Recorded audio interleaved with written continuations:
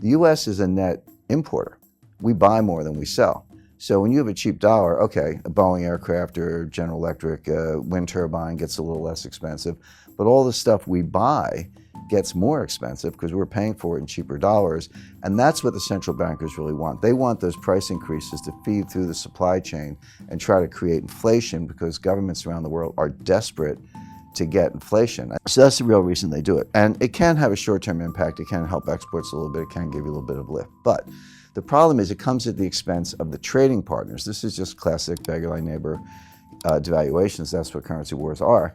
So it can help individual country growth, but it does nothing for world growth. The world is no better off. One country is a little better off, another country is worse off. So the other metaphor I've used is, you've got 4 soldiers and they're fighting and it's a hot day and they get a break and they've got one canteen and they're all really thirsty. What do you do in that situation? You pass the canteen. In other words, everybody would like to drink the whole canteen, but you take a sip, you hand it to your mate, he takes a sip, and so forth. And that's the way the currency wars have gone. 2009 was the day of the cheap yuan. Remember, 2009, 2010, Secretary Geithner couldn't get out of bed without complaining about Chinese currency manipulation. 2011, the dollar hit an all-time low on a couple indices. That was the cheap dollar. 2013, along comes Abenomics, and one of his 3 hours was a cheap yen. All of a sudden, the yen's at 120, 124. Japan got a little bit of a lift. So who's suffering the whole time? Europe. Europe had the strong currency, 2 recessions in 4 years. So finally, 2015, it was Draghi's turn. Well, June 2014, they launched negative interest rates. In January 2015, they launched European QE. So you're going from China, US, Japan, Europe. Everybody's passing the canteen. But the world is still stuck in basically depressionary growth. It's not, we don't have negative growth, but we have below trend growth. So there's no way out of it. So right now, my forecast, I actually said this a couple of months ago, is that look for a stronger yen, stronger euro, cheaper dollar, cheaper yuan. That has played out with a couple speed bumps. The dollar got a big lift because of Brexit, and the euro went down a little bit also because of Brexit. But the yen went from 124 to 104. It backed up. 103 actually backed up a little bit. But we do have a strong yen. All these people who expect Japan to intervene in currency markets, don't hold your breath. They've been warned, I would say threatened, by Jack Lew and Christine Lagarde. Don't you dare intervene in currency markets. You had 3 years with a cheap yen. You didn't make the structural reforms. You didn't do what you needed to do. Too bad for you. We're taking the canteen back. So the point to your main question, Grant, is that they don't have a logical conclusion. There are only 2 ways out of a currency war. One is systemic reform, a kind of Bretton Woods or Plaza Accord where all the major powers sit down and just say, here's the New Deal. The other one is systemic collapse. I expect collapse because there's no consensus on a way out of it. There's no political will behind structural reform. I don't see the leadership. In 1944 you had John Maynard Keynes. In 1985 you had James Baker. In the 1990s you had Bob Rubin. These were, whether the Democrats or Republicans, this was leadership. I don't see that kind of leadership today. I see a lot of denial.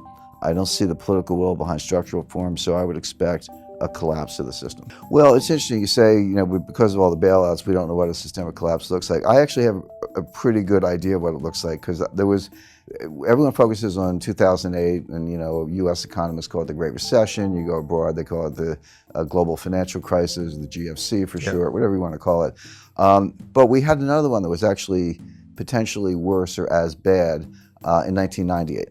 And that was the Asian financial crisis. Started in 97, worked its way around the world, ended up in Russia, and then landed in my lap at Long-Term Capital Management. I was the general counsel of that hedge fund in Greenwich that got bailed out by Wall Street, although I'd like to remind people they didn't bail us out, they bailed themselves out. Because, Wall Street bailed itself out. I always say, hey, we owed, on paper, we owed Wall Street $1 trillion in derivatives trades. If we had failed, meaning filed for bankruptcy, and we had a bankruptcy team ready to file those papers in the Cayman Islands because we were a Cayman fund. I said, I would have just slept in the next day. It's like, it's out of my head. We filed for bankruptcy, good luck getting your money. Wall Street bailed themselves out because they didn't want that $1 trillion of derivatives positions dumped on them. Then they would have to turn to the market and dump it. We were hours away from the closure of every major market in the world. It's not an exaggeration. Greenspan testified to that. Rubin said the same thing. It would have started in Tokyo, gone through London, ended up in New York. But every stock exchange, bond market in the world would have been shut down, at least temporarily, to deal with it. That's how bad it would have been. Lehman would have failed in '98. Forget about it. They were always the weakest link in the chain. It was easy to call in 2008 because they almost failed in '98. But the point is, okay, so we moved $4 billion in cash in about 3 days. If you think of it as a private deal, $4 billion all cash, no due diligence, wired the money. That's kind of how the sense of urgency. And so we filmed the runways. We brought it in for landing. The plane didn't crash or break up on the runway, but it was that close. So when 2008 came along, I just felt I was watching a movie I had already seen. It was like a rerun for me. And you're right, 2008 was even bigger, potentially more. We were, if not hours, maybe days away from the sequential collapse of every bank in the world. Starting with, Bear had already gone out, Fannie, Freddie, Lehman, AIG, Morgan Stanley would have been next, then Goldman, then Citi, et cetera. We were days away from that. And again, I think Andrew Sorkin did a good job in his book. So this isn't, we're not looking at strike two in a baseball metaphor, we're looking at strike three because 98 was strike one, 2008 was strike two, now we're looking at strike three. The next one is going to be worse. So I think we've come extremely close. I think people are overly complacent. Just because we managed to pull off bailouts in the world didn't come to an end. Don't assume it wasn't close and don't assume it won't happen again. Sure. But there's one very important difference. In 1998, Wall Street bailed out a hedge fund. In 2008, the central banks bailed out Wall Street. In 2018, let's say, keep up the 10-year tempo, who's going to bail out the central banks? All we do is we move the problem to a different balance sheet. Now the problem is on the central bank balance sheet. Because the Fed printed $3.4 trillion of new money since 2008. Their balance sheet was $800 billion. Now it's at $4.2 trillion, give or take, so $4 trillion of new money. But it's 9 years on. Yeah. They haven't normalized. If they had somehow got their balance sheet back to $800 billion, I'd say, okay, you guys could do that again. But you're at $4 trillion. What are you going to do when the next crisis hits, which could be soon, by the way? Go to $8 trillion, $12 trillion? Now, some people say, yeah, what's the problem? Just print more money. I have my doubts about that. But so who can bail out central banks? The answer is the IMF, because they have the only clean balance sheet left in the world. The Fed is leveraged about 113 to 1 with a duration mismatch. They look like a really bad hedge fund. And again, I've spoken to central bankers who say, well, who cares? Central banks don't need capital. A member of the Board of Governors of the Federal Reserve said that to me. She said, central banks don't need capital. I said, well, that's one point of view, but we'll see. Exactly, we'll see. But there's sort of an invisible, hard to define confidence boundary.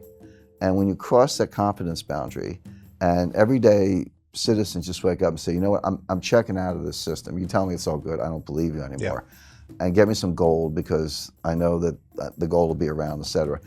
That's an instantaneous loss of confidence in the dollars. That's what I mean by collapse. Now, just to be clear, I don't think we'll all be living in caves, eating canned goods, lighting fires with rocks and twigs.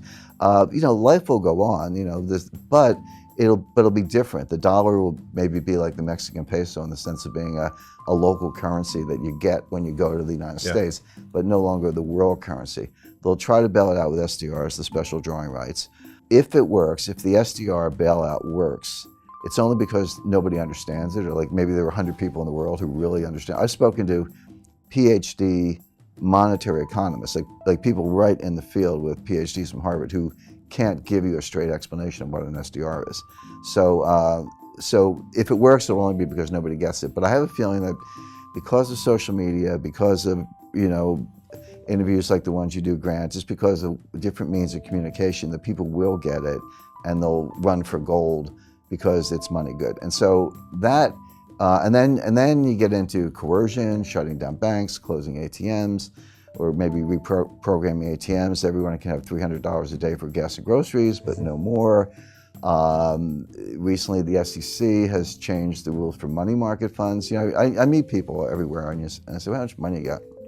Or where do you have your money in? Probably a better way to put it. And they go, I got money in stocks, money in bonds, money in real estate, and money in the money market funds. I say, no, you don't. You have stocks, bonds, and real estate. You don't have money in anything. That's not money. Oh, I can sell it and get the money. Really?